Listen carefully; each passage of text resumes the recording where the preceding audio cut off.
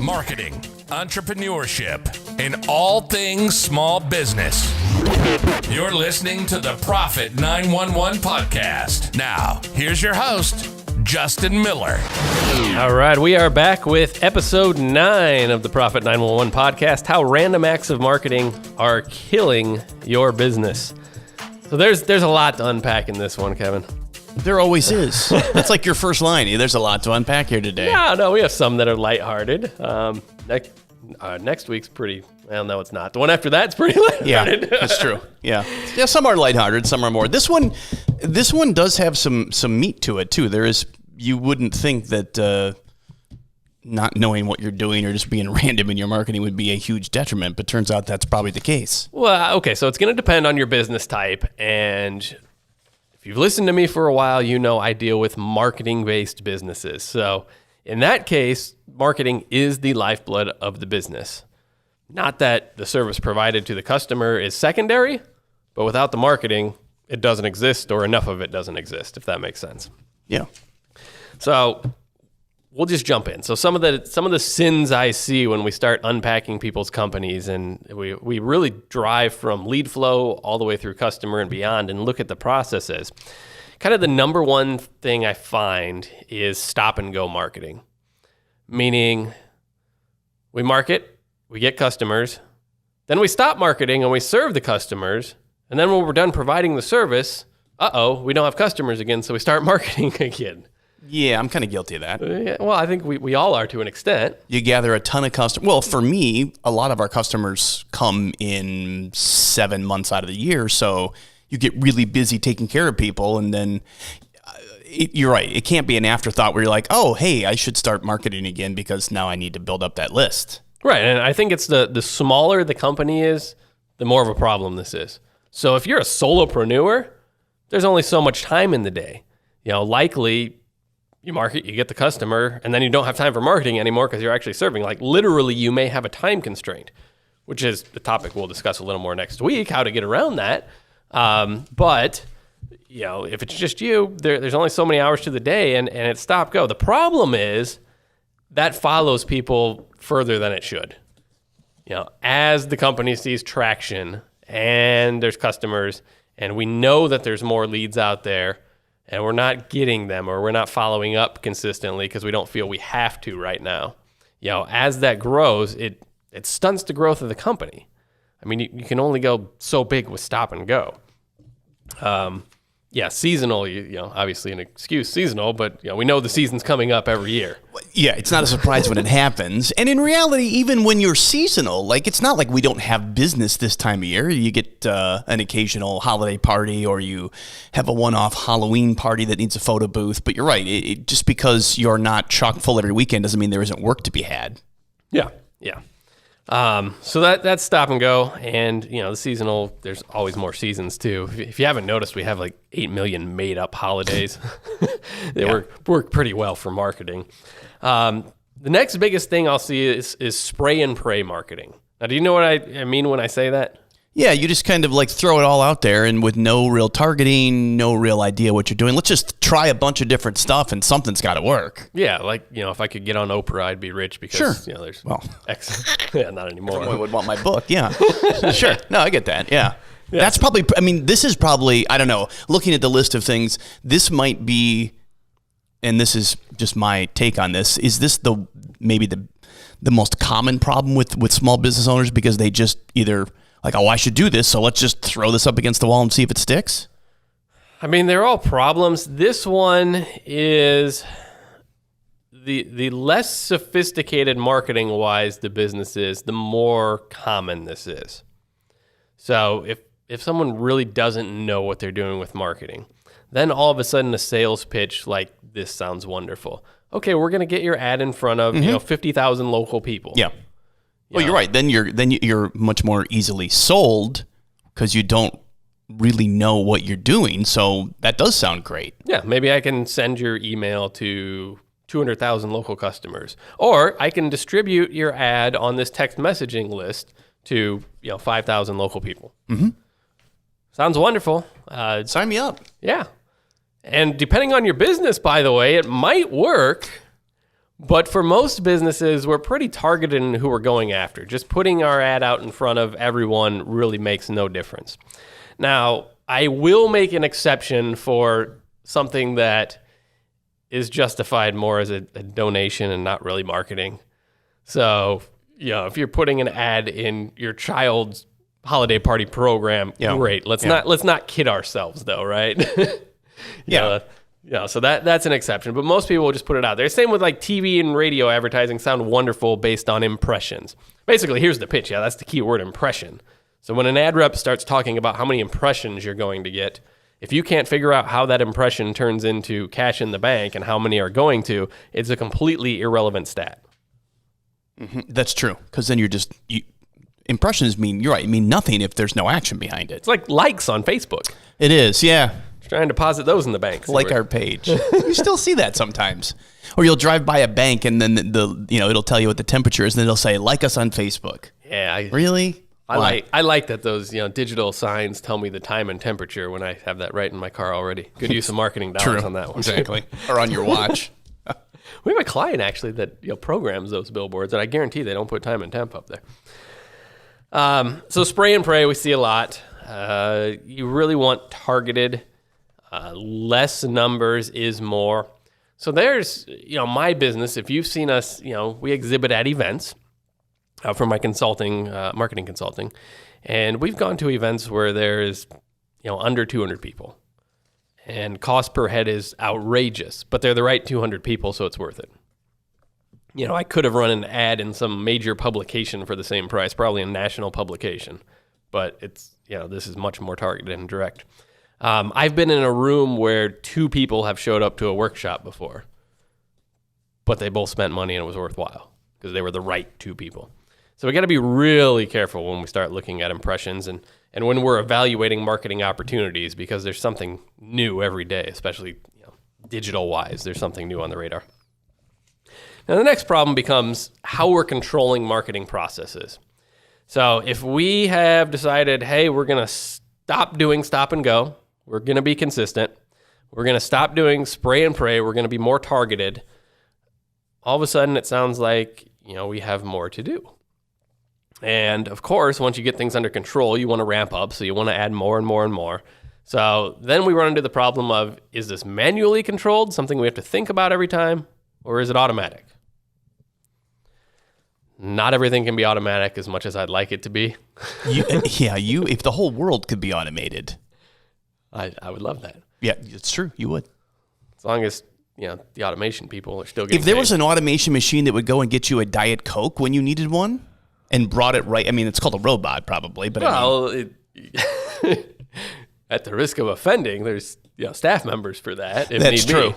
Yeah. I do get my own drinks, but our current office ninja, Monica, actually I was asking her duties at her previous job, and fetching the owner's coffee was one of them. To each their own. Yeah, true. There you go. So we want to at least get everything as automated that can be. The other thing is we just want a calendar that's reminding us on the manual tasks. So things that have to be done manually won't get done unless there's time budgeted to them and they're written down. I'm a schedule person. If it's not on the schedule, it doesn't get done. Work expands to fit time allotted is one of my favorite sayings, and it couldn't be more true. Only got one thing to do today? Guess what? It'll take all day. Mm-hmm. Yeah. Got 10 things to do? Good chance we'll get through most of them. Okay. Next problem we see is no control of the sales process or the outcomes.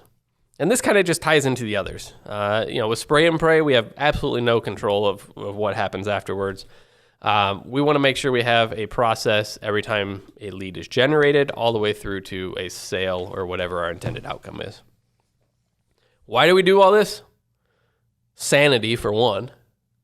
Growth. But more importantly, we have some predictability in the business. You ever had to provide a bank with forecasted budgets and cash flow and all this stuff? Yeah. That's real fun to do. Yeah, so we had to do that when we were buying this building here. It's really difficult to do for a tiny entrepreneurial business. Well, It is, and it's even harder then to be accurate in those. Yeah, frankly, I feel like we were lying because there's no basis for most of it. It's if this goes right and this goes right and this goes right and this goes right and this goes right. There's a lot of assumptions. You're right. If this works, then this. There's a good chance that we'll be close to here. Yeah. But if we have a process and we know when and approximately how many leads we're going to dump in, we do have a pretty good idea of cash flow and client flow. So that's why we want to make sure that we have systems in place and as much as automated as possible. So by having those systems in place, after a while, you can predictably know if I do this, I should get this kind of result. Yeah, you have a pretty good idea of, in sales terms, what's in your pipeline and what it's worth. And when you know how many people are going to be in that pipeline over time, you should be able to say, I'll close this many, I'll do this much business, where you should be able to repeat it and at least have a rough idea. Yeah, if you want to get granular, a properly set up pipeline with reporting on it. We're getting really deep in the tech trenches now. But, it has different stages. So a brand new lead that popped their head up and requested info, we have a 5% chance of closing them. Average sale is worth X number of dollars. So this lead at this stage is worth this much.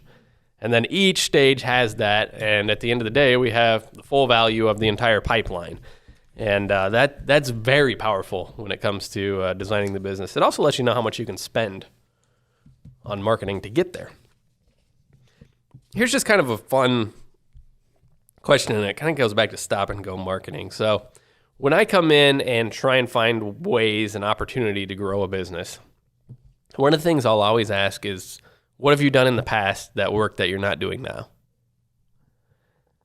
You want to know? And do people have an answer? Or everyone has an answer. And then is your follow-up, why aren't you still doing that? Of course it is. And there's usually no good reason. You know what I would say, because that's how I am. I would be like, I got busy and I didn't do it. I'm like I said, no good reason. Exactly. That's what I mean. I'm cognizant of it and aware that it is the right thing to do. It's amazing how it's almost like I'm adverse to making more money sometimes. I'm like, I'm too busy dealing with the clients I have. Well, we need a guest on that because there's a huge psychological component there. Yeah. It's almost like the psychological feeling. And I had this after, like when I made the last payment to you for your business, when I bought it, like the next month, I felt like I should take several days off just to like hang out because I had already done all the work. And I'm like, no. I got to start paying myself more. Oh, by the way, so speaking of, fitting into what's allotted, so all of a sudden you're not making a payment to me. Did you feel like you got any more money the next month? No. Yeah, I didn't figure. Not really. So I did increase my salary a little bit, but it wasn't like, hey, because my wife thought that. Well, suddenly we all think that. We'll have this X amount. I'm like, no. I was somewhat smart, I think. I tried to, hey, let's spend a little more on advertising and let's maybe buy some new equipment, address things that maybe I'd put off because I didn't want to spend the money. But yeah, overall, it was like, it became more of like, how did we make that payment every monmonth? And it was always, it's like, where did that come from? Now, where is it now?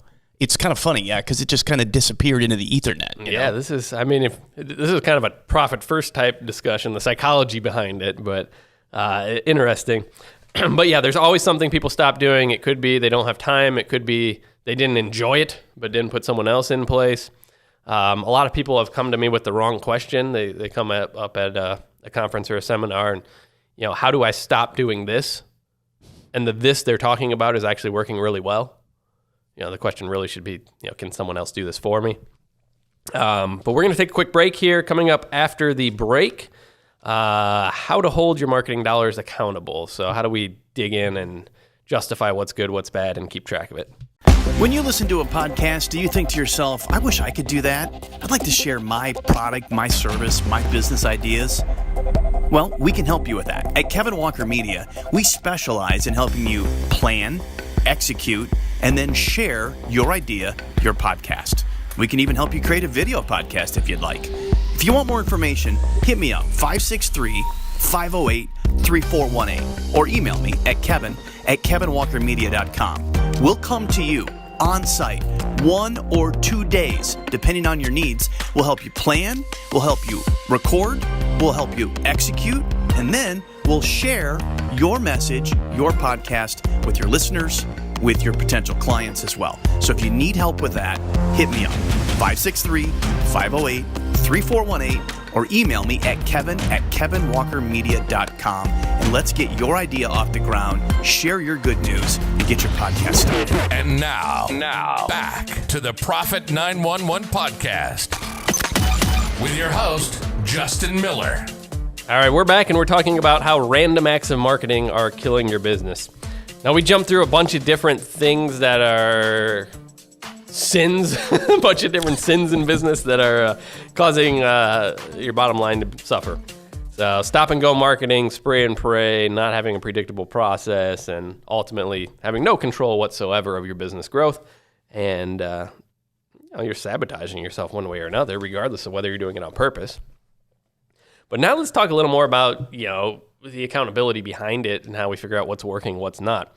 And this is a problem too, because when someone comes to sell you advertising, the sales reps always want to take all the credit for the new customer. Oh yeah, because whatever they sold you, that's what did it. It worked. Yeah, absolutely. Or, we distributed it and that was our job, and beyond that. Mm-hmm. So we see this all the time. And, in marketing, we call that sales attribution. So in the digital space, it's a little easier to understand. Sales attribution, what ad source accounts for the sale. So most people are going to see or hear about you multiple times. We know that. We know it takes a lot of touches to hit a sale, right? So maybe they saw you on Facebook, maybe they saw a Google ad, etc. So a lot of times we attribute the sale to the very last place they saw you. And we do that with like phone number tracking or click tracking. It's pretty easy to see the last place they came from. They called this number off this ad. We attribute the sale to that ad, when maybe we shouldn't have attributed all of it to it. Maybe that was just kind of the final thing. We got you 2,000 visitors to your website. So we have a client that's really big in SEO right now for his website. And we brought in our copywriter and did kind of a strategy session with him. And, the bottom line thing that always has to be looked at that the numbers don't reflect is, do the eyeballs that came to the site matter? Mm-hmm. Well, yeah, that's like, we'll get you 10,000 Instagram followers. Who cares? Yeah, we got traffic, mm-hmm. and it's about the topic that your business is, but are they buyers? And that's tough.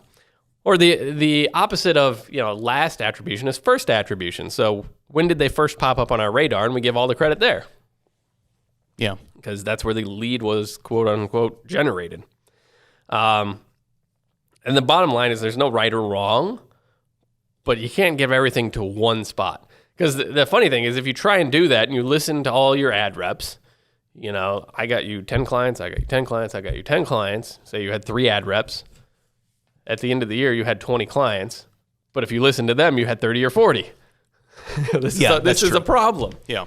And it's a huge problem when we're trying to, budget and justify what ads should run and shouldn't. So back when we did a lot of yellow page advertising, we put a different phone number in each book. This was the DJ business. So every single phone book, every ad, we ran different phone number. And then at the end of the year, I could run call tracking on those phone numbers and figure out how many people called them. And, brutally justify whether or not we need to be in that book. Now, this was towards the tail end of Yellow Pages, so it was where they weren't really working as is. But, that was a gut feeling. I didn't have the fact. So the next year, I'd have the fact, and I said, okay, so throughout the course of 12 months, we had 6 phone calls. They were from these people. 2 or 3 of them were a competitor, so they were just looking up our phone number. And the other 3 aren't clients. Okay, that becomes pretty easy to say we don't need in the book. Now the rep's going to say, well, people saw it helped brand you, etc. And you got to look at that. But most of the times that isn't justified for a small business. Well, yeah, you do need some brand awareness, but you just as importantly and more importantly need sales. You need conversions. Well, and what was really neat? So we put all those tracking numbers. There were probably 6 books in our area at the time. I think there still are. I didn't know there were any. Recycle them. Like every 3 months, they just end up on my doorstep. Yeah, just selling ads. Well, the neat part is, the book, you probably noticed they keep getting thinner and thinner. Yeah. So the second year, after we ran all the tracking numbers, the other books grabbed the listing. They stole each other's listings. So we ended up with multiple listings, and all of a sudden we couldn't track anymore because they were running the other numbers that they found because they're trying to bulk up the book. Sure. Yeah. How many people are paying to be in there? I have no idea. Okay, I see what you're saying. Yeah. So Kind of skews your... Well, yeah, and it shows you that probably the majority of numbers in there are BS and aren't paying anyway. Yeah. But so that shows you there's no value there. The other thing we see, so back to kind of how to fix these problems, is we see a lot of one-and-done marketing offers, meaning I'm going to run this ad once in this place and offer X and track it and see and then drop it if it doesn't work. Sounds wonderful. One and done's pretty difficult, though, depending upon your product or service category. We typically deal with high-value service providers, so large transaction values, and one and done really doesn't work for them. One and done works for like an low-ticket e-commerce type offer. You see a random ad and it's a low enough price point, and you say, "Oh, that's dumb, but I'll buy it." Those type of things. That's not typically the space I'm working in, so I'm not referring to that. I'm referring to something that has a thought process into buying it and usually requires repeated contact and follow-up. One and done can hurt you there, so repeated exposure does matter there. It builds trust. It's showing up where your customers and prospects are. It's just being close. Mm-hmm. So, I mean, there's a podcast right now called The Proximity Principle. I don't know if you've heard that I one. have not listened to it, but I've heard of it. Yeah. So it's about kind of career for the most part, but it's being around people that are doing what you want to do, et cetera. Mm-hmm. Same thing in marketing. You want to be around where your prospects are and just kind of hang out. Because that's what I've always loved to do is hang out with other DJs. Yeah, cockroach. Well, your DJs aren't your clients, so that's not what I'm thinking. Yeah, but that's what I'm saying. Some people would interpret it as, hang out with other people in your industry. You're talking about being where your clients are at, so Yes. when they need you, you're top of mind and you're aware to them. Yes, you got it. So never do one and done. Also, you want to have multi-step, multimedia follow-up. So here's the bottom line, and this is what my company, Profit 911, does is follow-up. So it sounds biased, but it's 100% true, is that follow-up, even multimedia, multi-step, costs less than lead generation.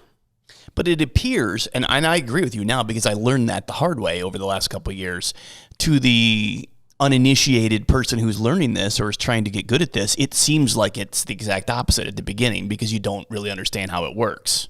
Well, right. Well, you need both, right? You have to generate leads or there's no one to follow up with. So you can't put the cart before the horse. You just get something out there and get it working and get some money in first. But if you break that down to how many customers you bring in, half the value's in the follow-up at least. So everyone, it's Dan Kennedy's saying that we've used, everyone's got more unconverted leads than they do customers. It's always true. By the way, when I say multi-step, multimedia, I mean multimedia meaning not just email, maybe it's email direct mail, maybe it's phone calls and emails, more than one type of way, so we don't rely on one. Multi-step meaning we don't just reply once to whatever the inquiry was and then let them disappear. We keep following up as long as is financially justified, which depends for different companies. It might be a couple of weeks, or it might be 6 months, or it might be a year. It completely depends.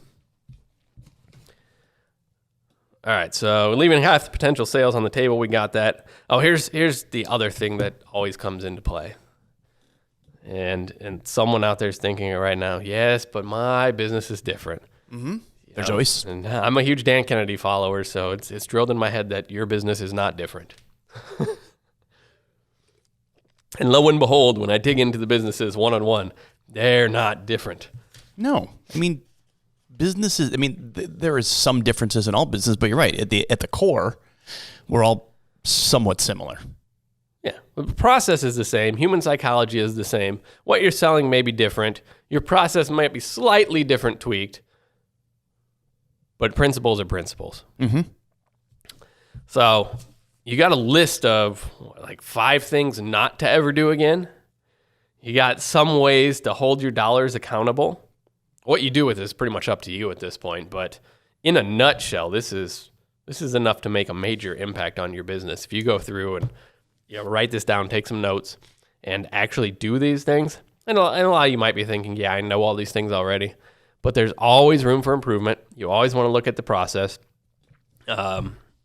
this is what makes the difference. I mean, it's those little hinges that swing big doors. Yeah, it isn't the new hot social media thing, or it isn't the new ad rep that came into your office. It is literally these things, and doing them well and doing them consistently.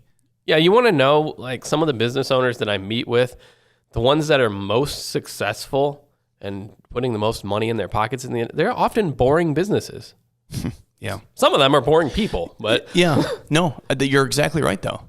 I mean, you would be really surprised if you dig into some of these businesses and you see the real numbers.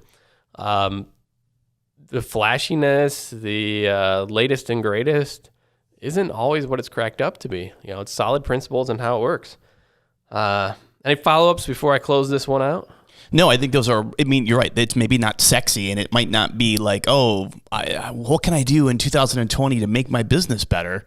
These are some very simple, yet in-depth things that you can do that if you spend a couple hours working on it and then a couple hours a week following up on it, I think it makes a huge difference. And if you're too lazy to do that, and that's too much, get a Post-it note, write down like the 3 or 4 things you're never going to do again, and just hang it up. So next time you're evaluating an ad, you have something to evaluate it by. That makes sense.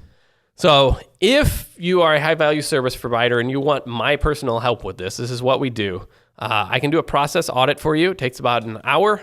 If we've never talked before, that is complimentary. Just email me, justin@profit911.biz. That is my personal email address. I will see it. I will reach out to you.